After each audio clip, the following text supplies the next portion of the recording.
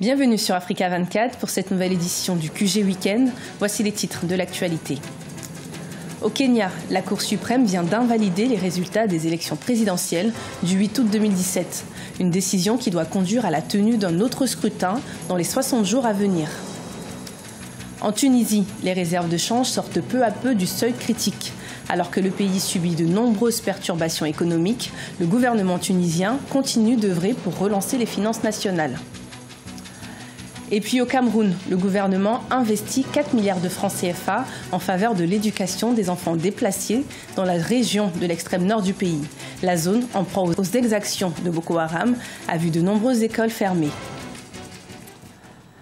L'élection présidentielle invalidée au Kenya. La Cour suprême estime que des irrégularités ont compromis l'intégrité de l'élection du président de la République le 8 août 2017. Le président sortant Uhuru Kenyatta avait alors été déclaré vainqueur, une annonce provisoire qui a directement été contestée par son opposant Raila Odinga. Un nouveau scrutin va devoir être organisé d'ici 60 jours. Gladys Mwamba. C'est une première dans l'histoire du pays et même du continent. La Cour suprême du Kenya a invalidé ce vendredi 1er septembre 2017 l'élection présidentielle du 8 août. Un scrutin qui donnait vainqueur le président sortant, Uhuru Kenyatta, avec 54,27% des voix, contre 44,47% des suffrages pour son principal opposant, Raila Odinga, qui dénonçait des fraudes massives dès le lendemain du scrutin. La Cour suprême semble lui avoir donné raison en relevant certaines irrégularités. Une décision politique pour Uhuru Kenyatta, mais qualifiée d'historique par Raila Odinga. Peace. La paix. Peace. La paix. And I repeat again, peace. Et je le redis encore, la paix. Your neighbor. Votre voisin doit rester votre voisin. Your neighbor. Regardless. Peu importe ce qu'il se passe. The man and woman. L'homme et la femme près de vous doivent rester vos voisins. Your neighbor. Regardless. Et ce, peu importe leur sensibilité politique. Pour la première fois dans l'histoire de la démocratisation de l'Afrique, un jugement a été fait par une cour pour dénoncer l'irrégularité de l'élection d'un président. C'est un jugement sur un président qui est en poste. Je veux profiter de cette opportunité pour remercier les juges de la Cour suprême d'avoir fait cela pour la postérité. La décision de la Cour suprême prise à une majorité de 4 juges sur 6 annule les résultats de l'élection présidentielle, mais ne donne aucun candidat vainqueur. Un verdict inédit pour le pays qui démontre là l'indépendance de sa justice.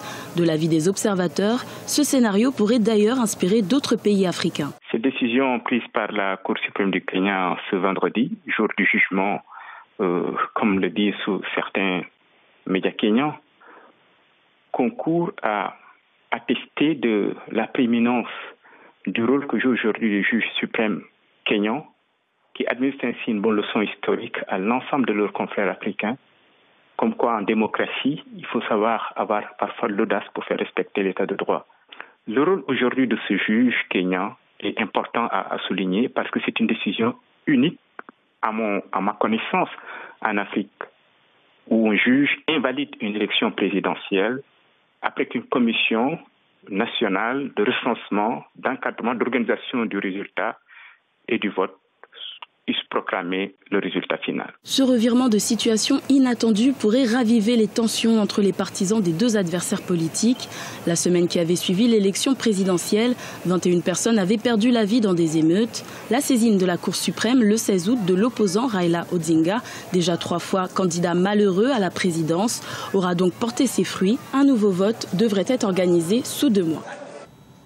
Alors que la date des élections est toujours attendue en République démocratique du Congo, la conférence épiscopale a annoncé vouloir faire un audit du fichier électoral.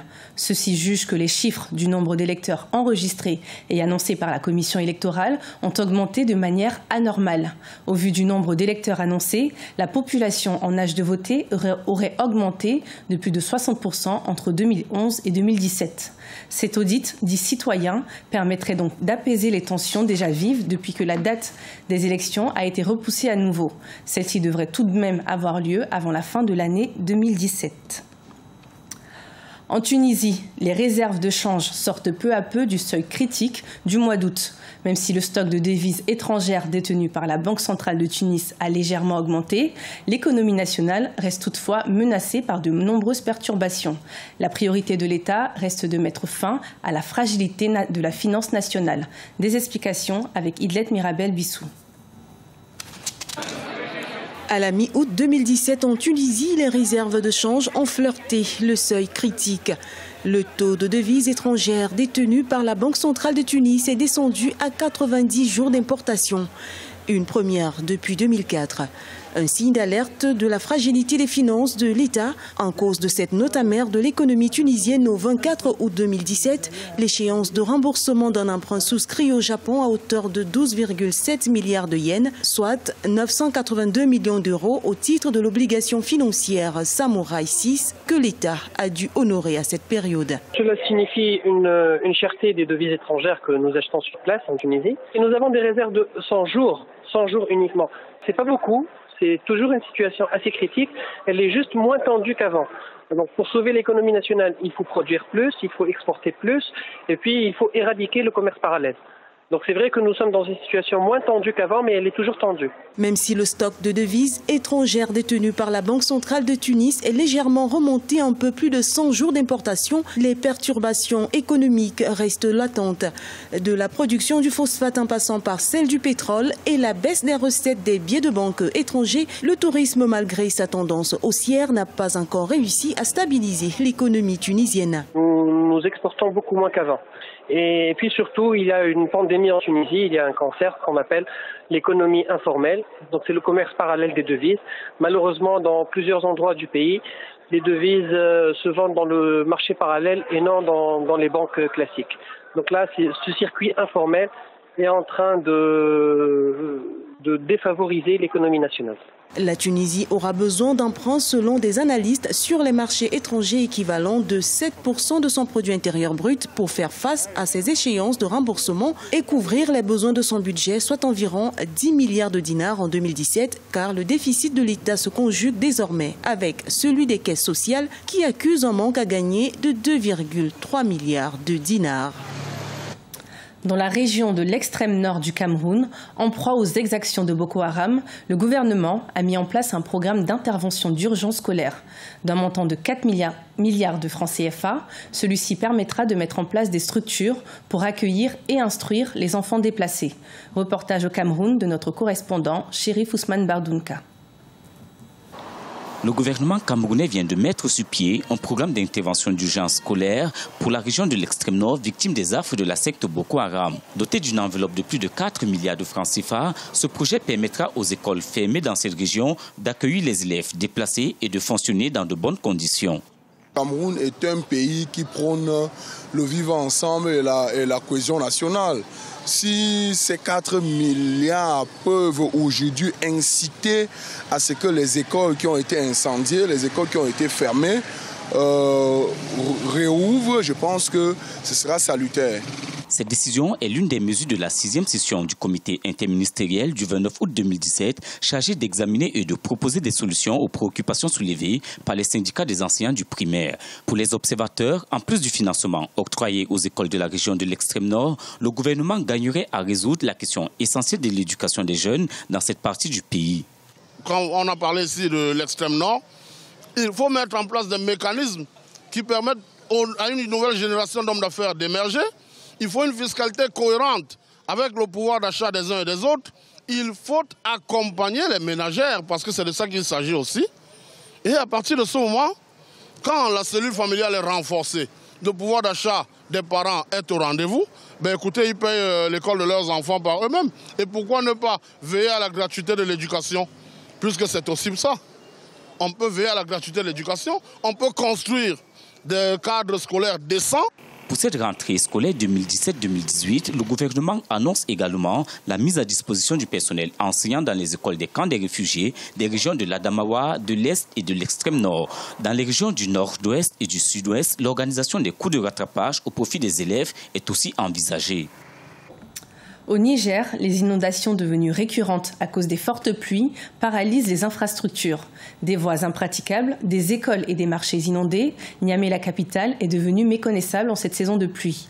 Le bilan fait d'ailleurs état d'au moins 44 victimes et plus de 77 000 sinistrés. Reportage de Sadou Alizé Mouktar, notre correspondant au Niger. Une pluviométrie exceptionnelle caractérise l'hivernage 2017 au Niger. Cette pluviométrie s'est malheureusement accompagnée d'énormes dégâts matériels et humains dans principalement les villes de Niamey, Maradi et Zender. Au moins 44 personnes sont mortes et plus de 70 000 autres sinistrés à travers le pays depuis juin suite à des pluies torrentielles. Niamey totalise 17 morts.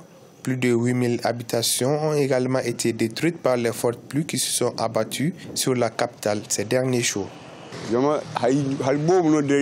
J'ai tout perdu. Ma maison s'est effondrée et depuis, je dors à l'air libre sur cette grande voie. J'ai pas où aller. Depuis que ma maison s'est effondrée, je loge chez les voisins en attendant une solution. Moi, je ne peux pas estimer ce que j'ai perdu. Il ne me reste plus rien. À Niamey, la capitale, les autorités ont appelé des milliers d'habitants à évacuer les zones menacées par une montée des eaux. Un mécanisme de gestion des catastrophes spécialement dédié à la gestion rapide des catastrophes naturelles est à pied d'œuvre afin d'apporter une réponse rapide aux soucis des populations victimes d'inondations, affirment les autorités. Nous sommes en train de dégager les obstructions au passage des eaux. C'est le couloir naturel des passages des eaux. Nous sommes en train de dégager toutes les obstructions. Et nous sommes en train de sensibiliser la population aussi pour que vraiment ces couloirs de passage naturel soient dégagés afin que les dégâts soient minimes. L'État n'a pas failli à cette mission. L'État a apporté des secours conséquents à ces populations sinistrées. Des kits en vivres et non vivres ont été apportés à ces populations. Au Niger, les inondations sont devenues un problème récurrent. Pour rappel, au moins 50 personnes avaient péri dans les inondations qui avaient touché environ 150 000 personnes à travers le pays en 2016.